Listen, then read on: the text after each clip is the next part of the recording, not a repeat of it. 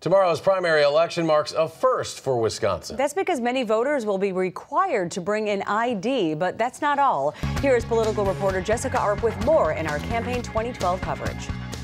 Well, for many, tomorrow will be their first experience with the new voter ID law. So what do you need to bring? What happens if you forget? And how do you know if you're even in the right place?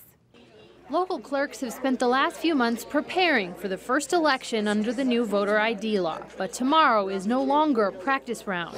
Okay, we will enable you to vote. They've all made some plans. Most of them will have more workers at each polling place just because the whole flow, they want to make sure that they can keep the lines moving as fast as they can. If you go to vote tomorrow, you'll likely be greeted at the door and they'll ask you if you have one of these. Any of these forms of photo ID will work. But what if you don't have your ID or you simply forgot it? Well, you can vote by provisional ballot, meaning that you can vote on election day, but your vote won't be counted until you show your ID by the end of the week. Once you've shown ID, then there's step 2, which is also new. It's going to take a little bit of time for people to sign the poll list.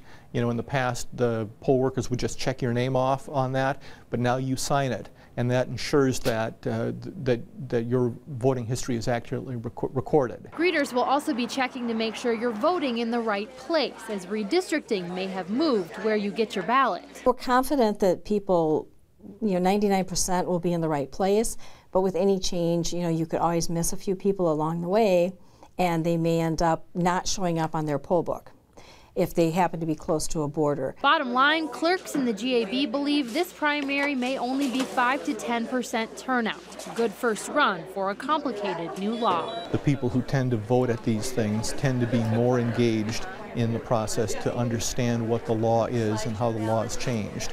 So we don't anticipate a lot of problems.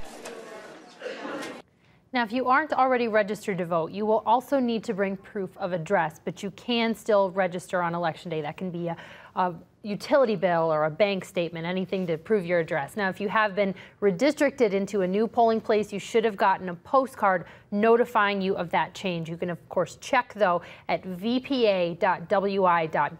Enter your name and birth date to see your polling location. We'll also link that on channel3000.com. Okay, so I understand we get some primary race results tomorrow night, but then when do the final ones come out? Well, we may not know them until next week, of course, depending on how many provisional ballots there are. Those obviously won't be counted until after Friday at 4 p.m.